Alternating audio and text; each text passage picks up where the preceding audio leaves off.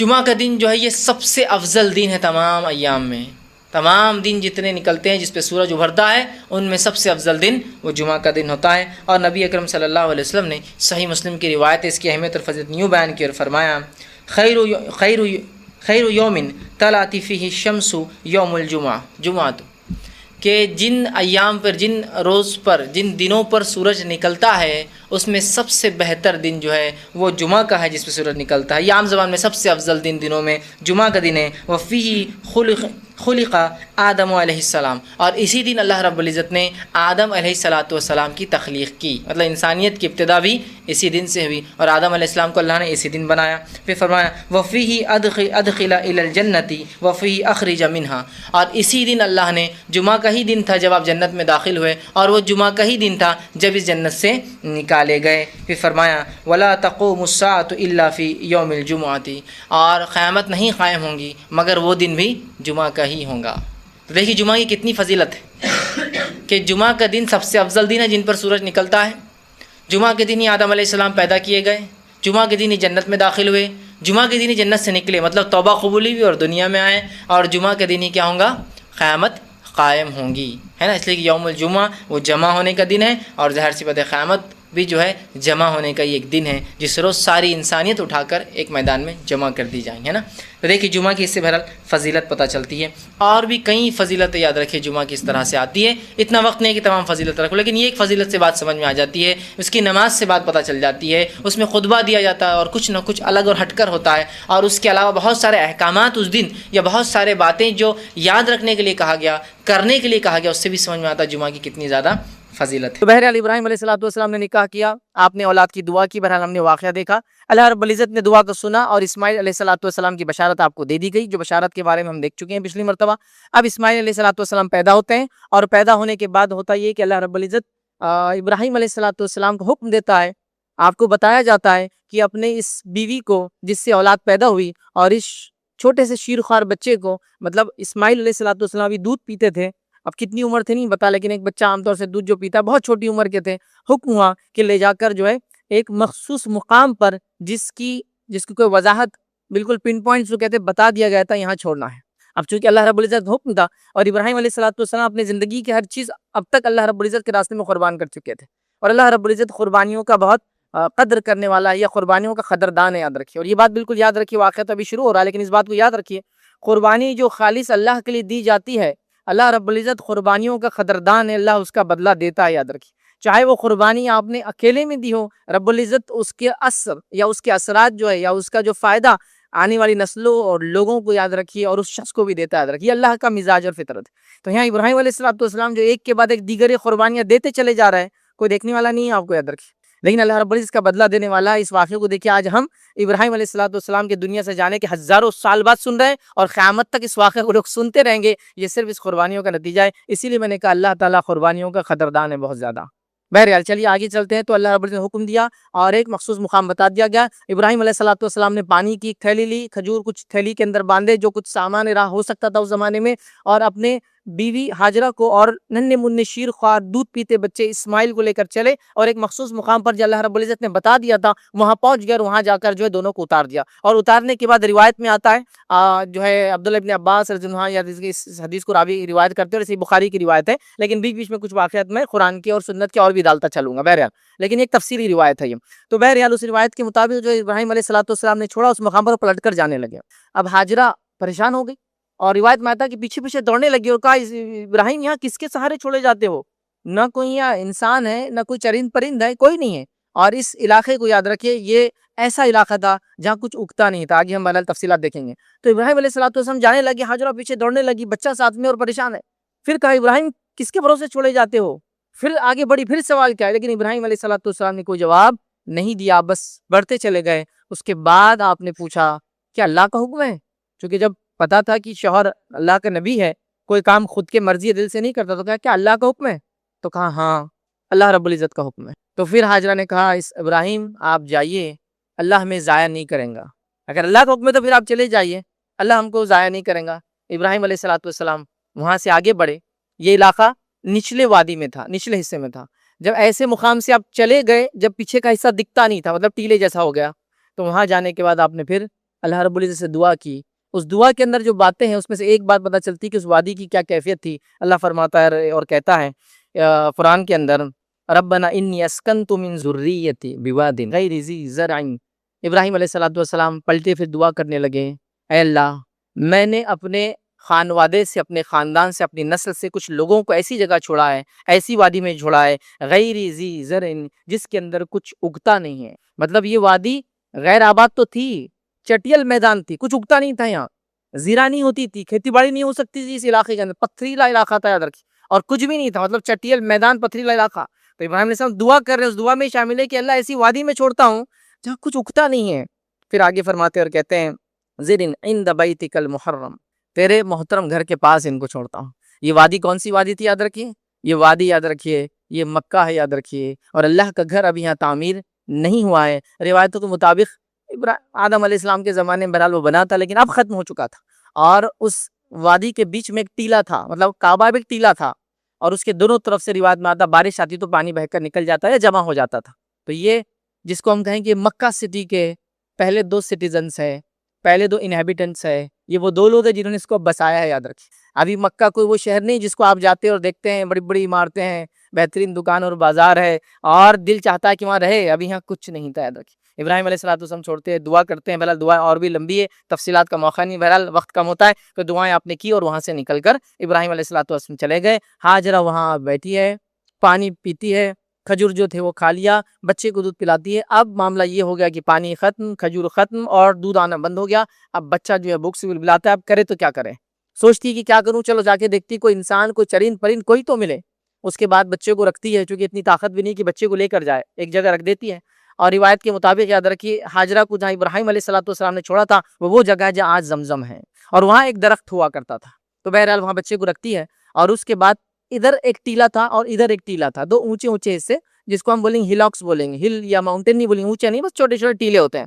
تو پھر ایک طرف چڑھی، کچھ دیکھا کہ کچھ ہے کیا، پھر نیچے اتری، پھر فکر ہوئی بچے کے پاس کوئی چرند پرند کچھ نہ آ جائے۔ ریگستان میں آپ کو پتا ہے نا بڑے بڑے چیل وغیرہ ہوتی ہے، سانپ وغیرہ بڑے کامنلی ہوتے ہیں، پھر دوڑتی بھی آتی ہے ایک مقام تک، پھر اس کے بعد دیکھتی ہے کوئی نہیں، پھر دیکھتی ہے بچہ اطمینان ہے، پھر دوسرے طرف سمت میں نکلتی ہے، دوسرے ٹیلے کی طرف، پھر کچھ دیر چلتی ہے، پھر کچھ دیر دوڑتی ہے، اس لیے کہ جلدی پہنچنا ہے، بچے کے پاس بھی جانا، پھر اس ٹیلے پہ چڑھتی ہے، دیکھتی ہے کچھ ہے یا نہیں ہے، وہاں کچھ بھی نظر نہیں آتا، پھر دوڑ کر واپس آتی ہے فکر سے، پھر بچے کو دیکھتی ہے، مطمئن ہوتی ہے، پھر سوچتی ہے کچھ ہو، پھر اس ٹیلے کی طرف جاتی ہے۔ ایسا کر کے وہ اس ٹیلے سے لے کر اس ٹیلے تک 7 مرتبہ دوڑ لیتی، دونوں کے بیچ میں۔ ایک ٹیلے کا نام یاد رکھے، اس سے پہلے جاتی ہے اس کا نام صفا ہے، اور دوسرے ٹیلے پہ جس سے جاتی یاد رکھے اس کا نام مروہ ہے، اور یہی وہ عمل ہے اللہ کے رسول فرماتے ہیں جس کی وجہ سے ہم لوگ صحیح کرتے، یاد رکھے صحیح کی شروعات یہاں سے ہوتی ہے۔ تو میں نے کہا نا اللہ رب العزت قربانیوں کا قدردان ہے۔ دیکھیے اس عورت نے قربانی دی اللہ کی راہ میں، اکیلے دی، حتیٰ کہ کوئی CCTV کیمرہ بھی نہیں تھا، کچھ نہیں تھا دیکھنے والا، لیکن اللہ رب العزت نے اس قربانی کو اتنا پسند کیا، قیامت تک کے لیے اس کو باقی رکھا۔ جہاں وہ بھاگی وہاں ہم بھاگتے ہیں، جہاں وہ چلی وہاں ہم چلتے ہیں، اور اتنا ہو بہو سنت کو کاپی کیا گیا کہ آپ جاتے ہیں تو مردوں کے لیے ہوتا ہے نا ہرے ہرے لائٹیں، بھاگنا ہے، مطلب تیز چلنا ہے، پھر بعد میں سلو چلنا ہے، تو جہاں وہ دوڑی ہم کو دوڑنا ہے، جہاں وہ چلی ہم کو چلنا ہے، مطلب اس سنت کو ہو بہو اللہ نے باقی رکھا۔ یاد رکھیے 7 مرتبہ دوڑی، اب تھک گئی، پہلے انرجی نہیں تھی، بچے کو لے کے چلنے کی طاقت نہیں، اب تھک گئی، تھک کر پریشان ہو گئی، تو کچھ آہٹ سنائی دی، جب آہٹ سنائی دی تو اپنے دل میں کہنے لگی کہ تم جو کوئی بھی ہو میں نے تم کو سن لیا، مطلب مجھے سمجھ میں آ گیا کوئی ہے، تمہاری آہٹ میں نے سن لی ہے۔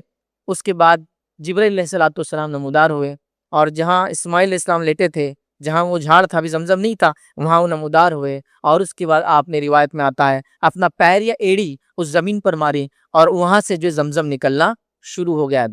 تو اسماعیل علیہ السلام کے پیر رگڑنے سے زمزم نہیں نکلا، فرشتے نے جبرائیل علیہ السلام نے اپنا پیر یا اپنی ایڑی کو زمین پر مارا، زمزم نکلنا شروع ہو گیا۔ اس کے بعد حاجرہ علیہ السلام کی اب ساری فکریں ختم ہو گئی، اب وہ فرشتہ کون تھا کیا تھا وہ تفصیلات چھوڑ کر آپ بس پانی کو جمع کرنے کے لیے گھیرا باندھنا شروع کر دی، مطلب ایک تھمنے کے لیے پانی رک جائے، ایک گھروندا جیسا بنا دے، ورنہ پانی تو نکل جائیں گا نا، پتہ نہیں کب تک آتا ہے، تو فوراً اس کو آپ بنانے لگی۔ نبی اکرم صلی اللہ علیہ وسلم فرماتے ہیں کہ اللہ اسماعیل کی ماں ہاجرہ پر رحم کرے، اگر وہ اس پانی کو ایسا گھروندا بنا کے نہ روکتی تو زمزم ایک بڑی ندی کی شکل میں بہتا تھا۔ بہرحال انہوں نے اس کو گھروندا بنا دیا، اور بس اس پانی کے پاس بیٹھی رہی۔ زمزم بہرحال یہ پانی، اس کی شروعات، اس کی تاریخ یہاں سے یہ شروع ہوا، کب سے لے کر یہ جھرنا یا وہ جو کنواں ہے آج تک موجود ہے۔ بیچ میں ایک زمانے تک یہ چھپ گیا تھا، اس کی تاریخ پڑھنا ہے تو اللہ کے رسول صلی اللہ علیہ وسلم کی سیرت کا ابتدائی وقت پڑھی، جب اللہ کے رسول پیدا ہونے سے پہلے جو واقعات ہوئے ان کے دادا کے ساتھ، اس میں آپ کو تفصیلات مل جائیں گی۔ وہ گم چکا تھا کنواں، بعد میں پھر سے نکلا یاد رکھیے. تو ایسا کہہ سکتے ہیں کہ اس زمانے میں چلا, اس کے بعد کبھی بند ہو گیا, لیکن نبی اکرم صلی اللہ علیہ وسلم کے زمانے سے لے کر آج تک یہ کنواں جاری اور ساری, اور لاکھوں اور کروڑوں لوگوں کو اور سب کو جو ہے, پہلے تو پورے مکہ شہر کو پانی ہی تھا, ایک سورس تھا, بہرحال پراتا ہے اور معاملات چلتے رہتے. بہرحال یہ اس کا سورس تھا جہاں سے زمزم نکل کر آیا. زمزم کی خصوصیت میں سے خصوصیت یاد رکھیے, یہ ویسے کئی خصوصیات اس پانی کی, وہ یہ ہے کہ زمزم کھانا بھی ہے, اور آپ سے فرماتے زمزم پانی بھی ہے. جو اگر کھانا پانی نہ بھی ملے, زمزم پیتا رہے, زندہ رہ سکتا ہے. اور کئی مشاہدات لوگوں کے ہیں, کئی بیماروں نے اس چیز کو وہ کیا کہ وہ گئے اور خالی زمزم پہ 5 دن 10 دن 20 دن تک زندگیاں گزار لیا تھا, لمبے عرصے تک گزار سکتے. پانی بھی ہے اور کھانا بھی ہے. اور ان کی اس کی پانی کی خصوصیت میں سے خصوصیت یہ بھی ہے, اس کو جس نیت سے پیا جاتا ہے, اللہ کے رسول نے فرمایا اللہ اس نیت کو پوری کر دیتا ہے. تو بڑا عظمت والا یہ پانی. بہرحال چلیے, پانی نکل کے گھروندہ بنا دیا, اب بیٹھی رہی ہوں. اب جیسی پانی نکلا تو پرندے آ گئے, پرندوں کو, اور کچھ مخصوص پرندے ہوتے ہیں جو پانی کے پاس ہوتے ہیں. ایک قبیلہ اللہ کے رسول صلی اللہ علیہ وسلم فرماتے ہیں وہاں سے گزر رہا تھا, جو یمن کا رہنے والا تھا, بنو جرہم اس قبیلے کا نام تھا, یمن کا رہنے والا تھا, وہ وہاں سے گزر رہا تھا. اور یاد رکھیے جب ہم سعودی عرب کی بات کرتے ہیں, عرب کی بات کرتے ہیں, تو یہاں کی اصل قومی اصل نسل وہ یمنی ہوتے ہیں. یاد رکھیے, چونکہ یہی علاقہ آباد تھا پہلے, بیچ میں کچھ بھی نہیں تھا. آج بھی دیکھیے آپ نارتھ سعودی کا اور پھر ساؤتھ ہو جاتا ہے, یا پھر اس کو بولیں گے ایک ایکسٹریم ایسٹ کے اوپر یہ آبادیاں ہیں, ریاض وغیرہ جائے دونوں طرف, بیچ میں پورا ریگستان ہے آج بھی. بہرحال تو ایک قبیلہ گزر رہا تھا, اس نے پرندے کو دیکھا, کہا یہ پرندہ تو پانی پہ ہوتا ہے, جبکہ یہاں تو ہم صدیوں سے گزر رہے ہیں, پانی نہیں ملا ہے آج تک کبھی. چلو جا کے دیکھتے ہیں. پانی کے پاس پہنچے تو ایک بچہ ہے, ایک عورت بیٹھی ہے, کہتے اجازت مانگتے کیا ہم رہ سکتے ہیں؟ تو کہاں رہنے کی تو اجازت ہے, تم کو آؤ پانی کا استعمال کرو رہو, لیکن اس شرط کے اوپر کہ پانی پر قبضہ ہمارا رہے گا, پانی ہمارا رہے گا, تم رہنا ہے تو رہو یہاں.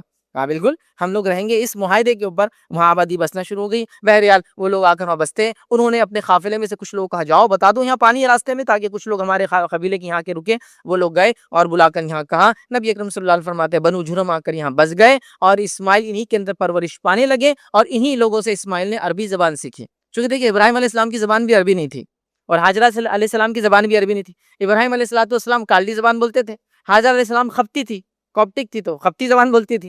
تو اسماعیل ابھی جو ہے عرب نہیں تھے, یاد رکھے, عربی نہیں جانتے تھے. تو اللہ کے رسول فرماتے اب اسماعیل نے بنو جرہم سے عربی زبان بہرحال سیکھی, اور یہاں اب وہ پرورش پانے لگے. روایت بہرحال اور لمبی ہے اس کو, لیکن ہم یہاں منقطع کرتے ہیں, یہاں اس کو تھوڑا سا بریک کرتے ہیں اور ایک دوسرے واقعے کی طرف جاتے ہیں جو اس روایت میں لیکن قرآن کے اندر ہے. بہرحال وہ واقعہ کیا ہے, لیکن کب ہوا ہم نہیں جانتے, لیکن یہ واقعہ ہوا جس کی وجہ سے قربانی کا پورا واقعہ جس کو ہم کہتے ہیں, قرآن نے اس واقعے کو بہرحال نقل کیا. قربانی کا واقعہ دیکھیے اللہ رب العزت قرآن میں کیا فرماتا ہے اس واقعے کے تعلق سے. ابراہیم علیہ السلام, اب یہ واقعہ کبھی تو بیچ میں ہوا جب اسماعیل علیہ السلام چلنے پھرنے کی عمر کو ہوئے.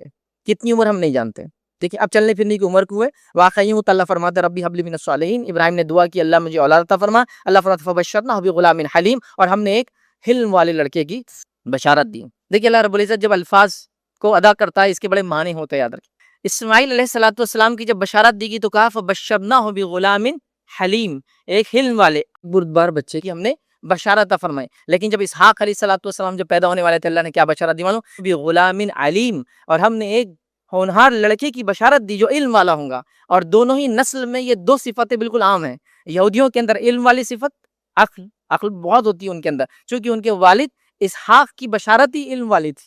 اور عربوں کے اندر یاد رکھیں حلم ہوتا ہے, عاجزی ہوتی ہے, بھائی چارہ ہوتا ہے, ملنساری ہوتی ہے, مہمان نوازی ہوتی ہے. ان کے والد اسماعیل علیہ السلام کا اثر ہے فبشرناہ بغلام حلیم, حلم والا اور علم والا بندہ. بہرحال دونوں کی الگ الگ صفتیں بیان کی. دونوں قوموں میں یہ نسل میں صفتیں ہم دیکھ سکتے ہیں. سائنس ٹیکنالوجی میں یہود کتنے آگے, علم ہنر فن میں کتنے آگے, وہ ان کے والد کی صفت تھی جو اللہ نے دی تھی, اس کا اثر آج تک اس نسل میں الحمدللہ بہرحال باقی ہے. تو بہرحال اللہ رب العزت نے بہرحال بشارت دی اس لڑکے کی, یاد رکھی. اس کے بعد اللہ فرماتا اور کہتا ہے فلما بلغ معه السعي قال یا بني انی ارى في المنام انی اذبحك فانظر ماذا ترى.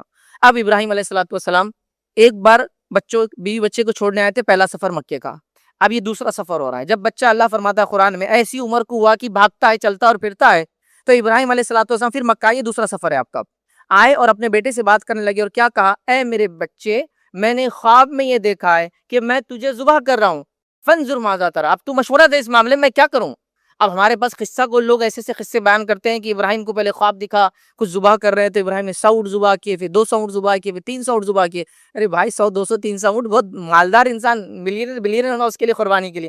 ابراہیم علیہ السلام کے اتنا مال و دولت نہیں تھا. اور اللہ انبیاؤں کو جو خواب بتاتا ہے وہ سچے ہوتے ہیں, آن ٹارگٹ ہوتے ہیں. یہ نہیں کہ اس کا اندازہ لگاؤ کہ 100 اونٹ ذبح کرو, سیدھا بتایا گیا. لوگ بڑے قصے بیان کرتے ہیں, سب کو بیک گراؤنڈ نہیں اس قصوں کا. بس اللہ نے فرمایا ابراہیم آئے اپنے بیٹے کی اس عمر میں جب وہ چلتا پھرتا تھا, آ کر کہا یا بنیا, میرے پیارے بچے, انی ارى فی المنام, میں اپنی خواب میں دیکھتا ہوں کہ جو ہے تو اس چیز کے لیے مشورہ دے کہ میں خواب میں دیکھتا ہوں کہ میں تجھے ذبح کر رہا ہوں, تو بتا میں اس معاملے میں کیا کروں. قال یا ابتی, تو بیٹے نے کہا اے میرے والد تفعل ما تؤمر ستجدون انشاءاللہ من الصابرین، کر گزریے جو حکم آپ کو دیا جاتا ہے، چونکہ آپ نبی ہیں، انشاءاللہ عزیز میں صبر کرنے والوں میں رہوں گا۔ تو یہاں بیٹے نے کہہ دیا کہ جو اللہ حکم دیتا ہے کر گزریے، میں صبر کرنے والوں میں رہوں گا۔ یہ ایک جملہ ہے، تفعل ما تؤمر، کر گزریے جو اللہ حکم دیتا ہے، انشاءاللہ میں جو ہے صبر کرنے والے میں ہوں گا۔ یہ ماں کی تربیت کا پورا ایک بیورا اور ایک خاکہ دیتا ہے کہ اس ماں نے اس بچے کی کیسی تربیت کی تھی کہ باپ کے آنے کے بعد یہ کہنے پر کہ میں تجھے ذبح کرنا چاہتا ہوں، بچہ کہتا ہے آپ اللہ کے نبی ہے اور نبی کی اطاعت واجب اور لازم ہے، کر گزریے جو کرنا ہے، میں انشاءاللہ صبر کرنے والے ہوں گا۔ یہ اطاعت کا ایک جملہ بتاتا ہے اس ماں کی تربیت۔ ماں نے کبھی یہ نہیں سکھایا کہ آئے تو باپ جزا فضا کرنا، پہلے چھوڑ کے چلے گئے ہم کو جنگل میں، اتنی مشکل سے زندگی ہم نے گزاری، آج تک ہے کہ اب آگے قربانی کا بولنے کے لیے نہیں۔ ماں نے اس کو تربیت دی بچے کو کہ باپ نبی ہے اور وہ قربانی ڈیمانڈ کر سکتا ہے کچھ بھی، اس نے وقت کی قربانی دی، جوانی کی قربانی دی، گھر کی قربانی دی، بیوی بچوں کی قربانی دی، وقت آ سکتا ہے، اور بچہ قربانی کے لیے ریڈی تھا اپنے باپ کے لیے۔ کہا ہے کہ میرے والد جو آپ کو حکم ہوتا ہے کر گزریے، میں انشاءاللہ جی صبر کرنے والوں میں رہوں گا۔ یہ اس ماں کی تربیت کا اثر یاد رکھیے۔ وہاں حجرہ کی قربانی آپ دیکھیے کیسی اس نے اللہ کی راہ میں دی، یہاں اسماعیل کی قربانی بچے کی قربانی دیکھیے اس نے اللہ کی راہ میں کیسے درائے، وہاں ابراہیم کی قربانی بڑے ہونے کے ناطے دیکھیے کیسی قربانی دے رہے، وہاں سارہ کی قربانی دیکھیے، سب کی قربانی یاد رکھیے اس واقعے کے اندر۔ تو یہاں عورتوں کے لیے عبرت ہے، یاد رکھیے جو اللہ کے لیے اور دین کے لیے ذرہ برابری قربانی دینے کو تیار نہیں ہے کہ اگر میں حلال کماؤں گا تھوڑی تکلیف ہوں گی، تو بیوی کہہ رہی نہیں کوئی ضرورت نہیں، حلال کمانے جیسا چل رہا چلنے دو، ذرا سی تکلیف برداشت کرنے کو ریڈی نہیں، حلال حرام۔ بچوں سے کہا جا رہا فلاں چیز کرنے نہیں، ہم سے نہیں ہو سکتا، یہ مت بولو، باقی سب بولو، آپ بالکل کہہ دے رہے ہیں منہ کے اوپر۔ مطلب یہ واقعہ سکھا رہا ہے کہ کیسی ایک عورت کو قربانی دینا ہے، ایک نبی کی اطاعت میں، اور نبی کی بیوی بھی بہرحال، لیکن وہ نبی کی اطاعت میں بھی ہے، اور اس کے بعد ایک بچے کی یہاں تربیت اور بچے کی قربانی بھی آ رہی ہے۔ تو ماں کی تربیت کا نتیجہ ہے کہ بچہ ریڈی ہے والد کے آنے پر قربانی دینے پر۔ ابراہیم علیہ السلام کا دوسرا سفر ہے، آتے ہیں اور قربانی دینے کے لیے پھر چلے جاتے ہیں۔ بہرحال کچھ واقعات ہیں، ان روایتوں کی کوئی سند نہیں یاد رکھی، لیکن علماء نے اس کو نقل کیا ہے، تاریخی واقعات بولیے، روایتیں جو چلی آ رہی تھی صدیوں سے، قصے چلے، اس میں سے کچھ واقعات ہیں جو بہرحال نقل کی جا سکتے ہیں، لیکن اس کی کوئی دلیل نہیں ہے، اس کی کوئی اوتھینٹسٹی نہیں ہے۔ اس میں سے یہ ہے کہ ابراہیم علیہ السلام جب اسماعیل کو لے کر چلے تو 3 مقامات پر شیطان آیا اور ان کو بہکایا، اور اسماعیل نے پلٹ کر اس کو شیطان کو پتھر مارا، جو جمرات ہم بولتے ہیں حج کے اندر۔ بہرحال تو کچھ علماء نے اس کو تاریخی نقل کیا ہے، ان کا ایسی کوئی سند نہیں بہرحال۔ تو یہ جمرات، لیکن یہاں ایک وضاحت یہ بھی کر دوں، جب جمرات میں لوگ کنکر مارتے ہیں تو یاد رکھیے وہ شیطان کو کنکر مارنا مقصود نہیں ہوتا ہے، وہاں اللہ کی بڑائی بیان کرنا اصل چیز ہوتا ہے۔ لیکن پتہ نہیں انڈیا پاکستان میں وہ کیا ہے، بڑا شیطان، مجلا شیطان، چھوٹا شیطان، حالانکہ وہاں کئی شیطان لکھا ہوا نہیں، ٹھیک ہے، وہاں جمرات لکھا ہوا ہے، اولا، وسطیٰ اور صغریٰ، اس طرح سے لکھا ہوا ہے، لیکن وہاں پاس وہ شیطان کا ایک چلن ہے، پھر وہاں جاتے ہیں اور شیطان کو مارنے کے نام پہ آپ دیکھیے کنکریاں مارنا ہے تو پتھر لے جاتے ہیں، پتھر مارنا ہے تو چپل مارتے ہیں، چپل مارنا ہے تو پتہ نہیں کیا کیا کر رہے ہیں۔ تو وہاں شیطان نہیں یاد رکھے، اور وہاں مخصوص شیطان کو مارنا بھی نہیں، وہاں اللہ کا ذکر کرنا، اللہ اکبر جب مارتا ہے۔ تو بہرحال وہ اس کا بیک گراؤنڈ بہرحال جو بھی تھا، لیکن یہ کوئی قرآن و سنت کی بات نہیں ہے، لیکن تاریخ میں لوگوں نے نقل کیا۔ بہرحال اس کے بعد ابراہیم علیہ السلام لے کر چلے، قرآن نے اس واقعے کو بیان کر آگے فرمایا، اللہ رب العزت نے اللہ فرماتا ہے فَلَمَّا أَسْلَمَا وَتَلَّهُ لِلْجَبِينِ، اور ابراہیم نے لے گئے اور اسماعیل کو لٹا دیا، لیکن سر کے بل نہیں لٹایا، چونکہ ڈر تھا کہ پھر چہرہ دیکھوں گا تو ترس آ جائیں گا، پیشانی کے بل لٹایا، آندھا، تاکہ آئی کانٹیکٹ نہیں ہونا، مشکل ہی ہے نا ایک باپ کے لیے۔ اللہ رب العزت کسی انسان کی قربانی نہیں چاہتا، اس بات کو یاد رکھ لو، نہ اس نے ایسا کبھی کیا ہے، یاد رکھی، یہ صرف ٹیسٹ تھا ابراہیم علیہ السلام۔ بہرحال بچے کو لٹا دیا، چھری لے لی، کمپلیٹ انٹینشن ہے کہ ذبح کر دوں گا اللہ کا اگر حکم ہے تو۔ پھر اللہ فرماتا ہے جب وہ لٹا دیا، وَنَادَيْنَاهُ أَن يَا إِبْرَاهِيمُ، تو جیسے اب چھری پھیرنے کو تھے تو ایک آواز، ایک ندا لگائی گئی، اے ابراہیم قد صدقت الرؤیا، تو نے اپنے خواب کو سچ کر دکھایا، إِنَّ كَذَلِكَ نَجْزِي الْمُحْسِنِينَ، ہم نیکوکاروں کو ایسے ہی بدلہ دیتا ہے، إِنَّ هَذَا لَهُوَ الْبَلَاءُ الْمُبِينُ، یہ تیرے لیے ایک بڑا امتحان اور ٹیسٹ تھا، فَفَدَيْنَاهُ بِذِبْحٍ عَظِيمٍ، اور ہم نے ابراہیم کو اسماعیل کے بدلے ایک عظیم ذبیحہ عطا فرما دیا۔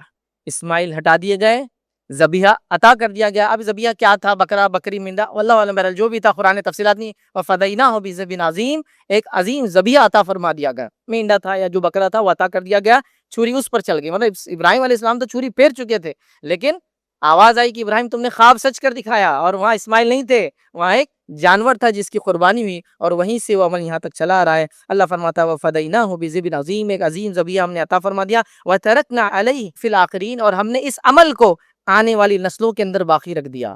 تو وہاں سے قربانی کا سلسلہ چلا ہے اب تک اور قیامت تک انشاءاللہ رہیں گا. سلام علی ابراہیم، ابراہیم کے اوپر سلامتی ہے. کذالک نجزی المحسنین، یقیناً وہ ہمارے محسن بندوں میں سے تھا. انہ من عبادنا المؤمنین، وہ ہمارے مومن بندوں میں سے تھا. وبشرناہ باسحاق نبی من الصالحین، اور اس قربانی کے بعد اللہ نے پھر بشارت دی ابراہیم علیہ الصلوۃ والسلام کو اسحاق کی کہ ایک نبی ہوں گا اور ایک صالح انسان ہوں گا. دیکھیے ایک بچے کی قربانی کے لیے گئے، دوسرے کی بشارت لے کر آئے ہیں، چونکہ یقیناً آپ کر گزرنے والے تھے، کر گزر چکے تھے اس عمل کو. تو یہاں اسحاق علیہ الصلوۃ والسلام کی بشارت اللہ رب العزت نے دی. وبارکنا علیہ وعلی اسحاق، اور ابراہیم تجھ میں بھی برکت ہو اور اسحاق میں بھی برکت ہو. اللہ رب العزت نے یہ دعا دی. تو یہاں یہ واقعہ ہوا، قربانی والا واقعہ. بہرحال پھر اب وہ بخاری کی حدیث پہ چلے جاتے ہیں. اس کے بیچ میں واقعہ ہم نے قرآن کا دیکھا. وہ روایت کے مطابق ابراہیم علیہ الصلوۃ والسلام جو ہے ایک مرتبہ اسماعیل علیہ الصلوۃ والسلام سے ملاقات کے لیے آتے ہیں. جب ملاقات کے لیے آتے ہیں تو اسماعیل علیہ الصلوۃ والسلام گھر پہ نہیں ہوتے ہیں. یہ آپ کا تیسری وزٹ ہے ابراہیم علیہ الصلوۃ والسلام. اسحاق جو ہے اسماعیل علیہ الصلوۃ والسلام گھر پہ نہیں ہے، آ کر پوچھتے ہیں کہ کیسی چلتی ہے، کیا معاملہ ہے گھر پہ، کھانا وغیرہ روزی روٹی کا کیا معاملہ ہے، پوچھتے ہیں بہو سے. تو وہ عورت جزا فضا کرتی ہے، ٹھیک نہیں چلتا ہے، کچھ ملتا نہیں ہے، اسماعیل یہ رہتے ہیں، مطلب جو بھی ہے اس کو. تو وہ کہتے ہیں کہ اسماعیل آئے تو میرا پیغام اس کو دینا کہ اس چوکھٹ کو اپنی بدل دے. اسماعیل علیہ الصلوۃ والسلام واپس آتے ہیں گھر پر، دیکھتے ہیں کچھ تبدیلی ہے اور کوئی آیا تھا ایسا محسوس ہوتا ہے. پوچھتے کون آیا تھا؟ تو کہتے کوئی ایک شخص بزرگوار آئے تھے. ابراہیم علیہ السلام نے بولا نہیں ابھی کون ہے.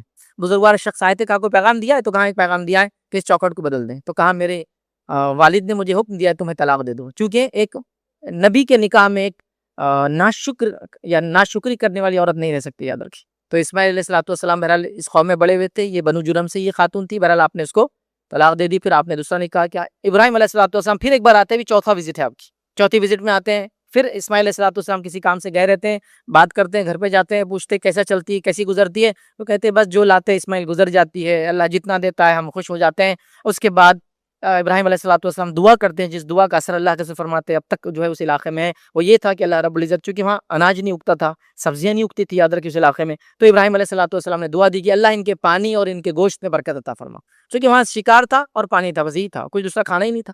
ٹھیک ہے. تو بہرحال وہ شکار کرتے تھے اور کھانا کھاتے تھے اور پانی پیتے تھے، اللہ نے برکت عطا فرما دی. اور پھر کہا ابراہیم علیہ السلام نے اسماعیل آئے تو کہنا اس چوکھٹ کو برقرار رکھے. اسماعیل علیہ الصلوۃ والسلام آئے، کہا کوئی آیا تھا گھر پہ؟ تو کہا ایک بزرگوار شخص آئے تھے فلاں فلاں. کہا کوئی پیغام ہے؟ تو کہا پیغام ہے کہ اس چوکھٹ کو باقی رکھنا. تو کہا میرے والد نے مجھے حکم دیا کہ تمہیں باقی رکھو، طلاق نہ دو. یہ آپ کی 4th وزٹ تھی. اس کے بعد آپ 5th وزٹ کے لیے پھر آتے ہیں، یہ آپ کی 5ویں وزٹ تھی. اس کے بعد آتے ہیں جب اللہ رب العزت نے ابراہیم علیہ الصلوۃ والسلام کو حکم دیا. اور کس چیز کا حکم دیا؟ ابراہیم علیہ الصلوۃ والسلام حکم ہوا کعبے کی تعمیر کرنے کا. اب ابراہیم علیہ الصلوۃ والسلام کعبے کی تعمیر کے منصوبہ کو لے کر پہنچتے ہیں. اسماعیل جہاں زمزم ہے وہاں تیر کو اپنے شارپ کر رہے تھے، نوک دے رہے تھے. مطلب وہ زمانہ وہ تھا جب میٹل بھی شاید تیروں پہ لگایا نہیں جاتا تھا، صرف اس کو دھار دی جاتی تھی اور اسی سے شکار ہوتا تھا. آپ دھار دیتے بیٹھے تھے. ابراہیم علیہ الصلوۃ والسلام آئے، اسماعیل علیہ الصلوۃ والسلام نے سلام کیا اپنے والد کو. کہا کیسے کیا آنا ہوا؟ تو کہا مجھے اللہ رب العزت نے حکم دیا ہے. کہا بالکل بتائیے کیا حکم ہے، چلیے میں بھی تیار ہوں اس کے لیے. تو کہا ہم کو اللہ کے گھر کی تعمیر کرنا ہے، کعبے کی تعمیر کرنا ہے. اس کے بعد وہ جو ٹیلا تھا جو میں نے کہا، جو آدم علیہ السلام کے زمانے میں کعبہ وہاں موجود تھا لیکن ابھی وہ ختم ہو چکا تھا. ابراہیم علیہ الصلوۃ والسلام نے اور اسماعیل علیہ الصلوۃ والسلام نے اس کی بنیادوں کو پھر صاف کیا اور وہاں بنانے لگے. جب آپ نے بنیادوں کو بنانے کا ارادہ کیا تو آپ کو ایک پتھر دیا گیا، یاد رکھے. اس پتھر کو آج ہم کہتے ہیں مقام ابراہیم، یاد رکھے. وہ پتھر دیا گیا، پتھر اس لیے دیا گیا کہ جب اونچائی پہ کعبہ بڑھنے لگا تو سیڑھی وغیرہ نہیں تھی، بڑا مشکل ہو رہا تھا، تو پتھر دیا گیا تو اس پہ چڑھ کے کرنے لگے. اور اس پر ابراہیم علیہ الصلوۃ والسلام چونکہ کھڑے رہے تو اس پر آپ کے پیروں کے نشان بھی بن گئے تھے. اس کو مقام ابراہیم کہتے ہیں، یاد رکھیے. اور مقام ابراہیم اور سنگ اسود، یاد رکھیے. اس کا پہلے نام سنگ ابیس تھا، یہ وائٹ سٹون تھا، لیکن انسانوں کے گناہوں کے نتیجے میں یہ بلیک سٹون ہو گیا. ابیس سے جو ہے اسود ہو گیا، یاد رکھیے، بلیک ہو گیا، یاد رکھیے. یہ 2 پتھر یاد رکھیے، یہ جنت سے آئے ہوئے پتھر ہیں. اللہ کے رسول صلی اللہ علیہ وسلم نے فرمایا اگر اللہ تعالیٰ ان کی روشنی کو نہ چھپاتا تو یہ دنیا میں سب سے 2 چمکدار چیزیں ہوتی تھی. تو بہرحال یہ 2 پتھر تھے وہاں اسی وقت میں، بہرحال ان کو ملے. کیسے کیا شاید فرشتہ نے لا کے دیا، یہ جو بھی بہرحال اس کی بیک گراؤنڈ رہا. تو یہ 2 پتھر تھے، یاد رکھیے، مقام ابراہیم اور سنگ اسود، یاد رکھیے. تو جو لوگ حج کو جاتے ہیں تو کئی اعمال وہ بہرحال کرتے ہیں، کئی کام وہ کرتے ہیں، لیکن اس میں سے 2 چیزیں جو وہ دیکھ کے آتے جنت تھی، وہ 2 پتھر ہے، یاد رکھیے، جو اس کا نظارہ کر کے آ سکتے. ٹھیک ہے، ہاتھ میں لا دور سے دیکھ تو سکتے ہیں. تو بہرحال یہ 2 پتھر تھے. تو یہ واقعہ اس طرح سے ہوا. دونوں باپ اور بیٹے کعبے کی تعمیر کرتے جاتے ہیں اور دعا کرتے جاتے ہیں، ربنا تقبل منا انک انت السمیع العلیم، کہ اے اللہ ہم سے اس چیز کو قبول کر. ٹھیک ہے, تو اس سے علماء لکھتے ہیں جب کوئی انسان نیک کام کرے تو نیک کام کے ساتھ دعا کرنا چاہیے. ابراہیم اور اسماعیل نیک کام کر رہے ہیں, اس سے بڑی نیکی کیا ہو سکتی ہے؟ اللہ کا گھر بنایا جا رہا ہے تاکہ لوگ اس کی زیارت کرنے آئے, اس کا طواف کرنے آئے, ٹھیک ہے, اور وہاں نماز پڑھنے آئے, اور بہرحال ساری چیزیں جو حج کے پورے ارکان ہیں. اس لیے میں نے شروعات میں ابراہیم علیہ الصلوۃ والسلام کی زندگی کے بارے میں جو کہا تھا, یہ بات واضح کر دی تھی کہ ابراہیم علیہ الصلوۃ والسلام کا بہت گہرا تعلق اس امت سے. یاد رکھیے, پورے حج کے ارکان یہی تو ہے. کعبے کا طواف کر رہے ابراہیم علیہ السلام نے تعمیر کیا.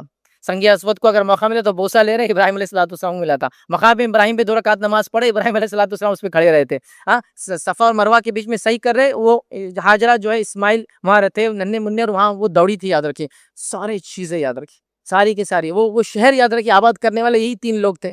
2 لوگ تو بیوی اور بچہ, مطلب ماں اور بیٹا ہے, اور ایک جو ہے والد ہے جو آ کر چھوڑ کر گئے تھے, تو انہوں نے شروعات کی. تو اس امت کا ابراہیم علیہ الصلوۃ والسلام سے بڑا ہی گہرا تعلق ہے. یاد رکھیے, اور امت کے لیے یاد رکھیے, اللہ کے رسول صلی اللہ علیہ وسلم کے علاوہ اگر کس کو نمونہ اور اسوہ کہا گیا تو کہا کہ ابراہیم میں تمہارے لیے اسوہ ہے, اور کسی کو نہیں کہا, اسوہ ہے ہمارے لیے. تو بہرحال بڑا گہرا تعلق ہے. تو ابراہیم علیہ الصلوۃ والسلام کے یہ 5 سفر ہوئے. یہ اسماعیل علیہ الصلوۃ والسلام کا واقعہ تھا. اسماعیل علیہ الصلوۃ والسلام کی زندگی کی اور تفصیلات ہمیں کچھ بھی نہیں ملتی اس کے علاوہ. بہت مختصر یہی سب تھی. باقی ساری چیزیں جو لکھی گئی سب اسرائیلیات ہیں, مطلب بائبل, تھالموڈ اور وغیرہ سے لیا گیا. یاد رکھیے, لیکن اب بس ختم ہو گیا. قرآن و سنت میں بہت زیادہ تذکرے نہیں آتے. قرآن میں جو واقعہ ہے وہ بڑا مختصر ہے کہ اسماعیل علیہ الصلوۃ والسلام اپنے گھر والوں کو نماز اور زکوٰۃ کا حکم دیتے. قرآن نے تو اتنا ہی کہا, بس آگے کی تفصیلات آپ کے لائف کی نہیں. بہرحال جو کچھ تھوڑی تھی احادیث سے میں نے آپ کے سامنے رکھ دی.